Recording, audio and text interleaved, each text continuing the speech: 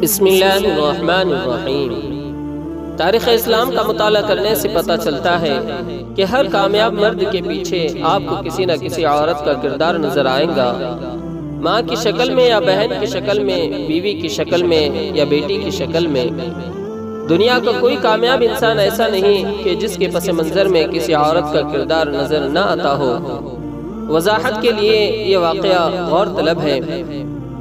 سفر ہجرت کے لیے جب نبی کریم صلی اللہ علیہ وسلم سیدنا ابو بکر صدیق رضی اللہ تعالیٰ عنہ کے گھر تشریف لائے تو آپ صلی اللہ علیہ وسلم نے فرمایا کہ مجھے خلوت چاہیے۔ عرض کیا اللہ کے محبوب صلی اللہ علیہ وسلم، میرے گھر میں میری بیوی اور دو بیٹیوں کے سوا کوئی نہیں ہے، ان کے ذریعے تو کسی بات کے باہر جانے کا کوئی خطرہ نہیں۔ چنانچہ نبی کریم صلی اللہ علیہ وسلم نے فرمایا کہ ہجرت کا حکم ہو چکا ہے۔ اسی وقت آپ کی بیٹی حضرت اسماء رضی اللہ تعالیٰ عنہا نے تیاری شروع کر دی، اپنی چادر کے 2 ٹکڑے کر کے ایک گٹھڑی باندھ دی اور گھر کا سامان تیار کر کے روانہ کر دیا۔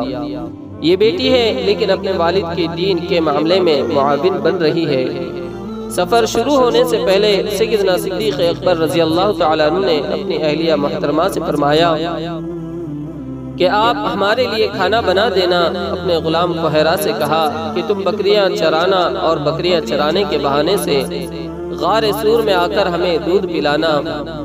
اپنے بیٹے عبد الرحمن سے کہا کہ تم سارا دن قریش مکہ کے حالات کی خبر لینا اور رات کے وقت غار میں آ کر ہمیں اطلاع کرنا۔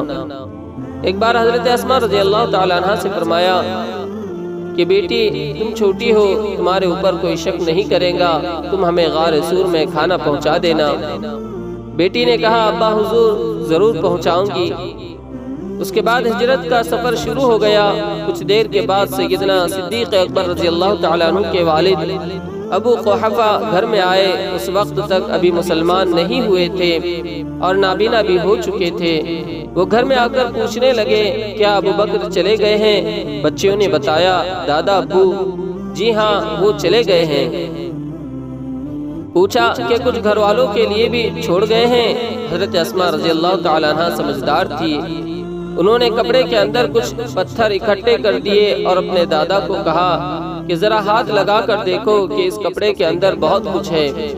چنانچہ انہوں نے ہاتھ لگایا اور سمجھ گئے کہ اس میں درہم اور دینار ہے، اس لیے ان کو اطمینان ہو گیا۔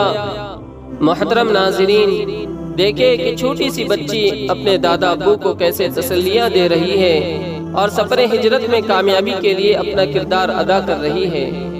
انہوں نے کھانا لے کر نبی کریم صلی اللہ علیہ وسلم کو غار سور میں پہنچایا۔ جب دوسرے دن کھانا پہنچانے کے لیے حاضری ہوئی تو رنجیدہ، اداس اور غمزدہ نظر آ رہی تھی۔ چنانچہ نبی علیہ السلام نے پوچھا اسماء تم اداس کیوں ہو؟ اس وقت حضرت اسماء رضی اللہ تعالی عنہا کی آنکھوں میں آنسو آ گئے۔ عرض کیا اے اللہ کے نبی صلی اللہ علیہ وسلم، کل جب میں آپ کی خدمت میں کھانا پیش کر کے واپس جا رہی تھی، اس وقت مجھے راستے میں ابو جہل مل گیا۔ اس نے مجھے پکڑ لیا اور کہنے لگا اے ابو بکر کی بیٹی، تمہیں پتا ہوگا کہ تمہارے پیغمبر کہاں ہیں؟ اے اللہ کے نبی صلی اللہ علیہ وسلم، میں نے سچ بولا اور کہا کہ ہاں مجھے معلوم ہے۔ اس نے مجھے بالوں سے پکڑ کر کھینچنا شروع کر دیا اور کہا کہ مجھے جلدی بتاؤ کہ کہاں ہیں۔ میں نے کہا کہ میں ان کے بارے میں تجھے ہرگز نہیں بتاؤں گی۔ اس نے مجھے کہا کہ میں تجھے انتہائی سخت سزا دوں گا۔ میں نے کہا فاقض ما انت قاض، تو جو چاہے کر لے، میں تجھے ہرگز نہیں بتاؤں گی۔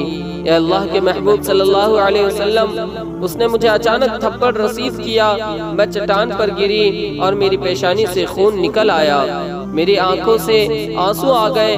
اس نے مجھے پھر سر کے بالوں سے پکڑ کر کھڑا کر دیا اور کہنے لگا اسماء میں تجھے ماروں گا۔ میں نے روتے ہوئے اسے کہا ابو جہل میری جان تو تیرے حوالے ہے، مگر میں محمد عربی صلی اللہ علیہ وسلم کو تیرے حوالے نہیں کروں گی۔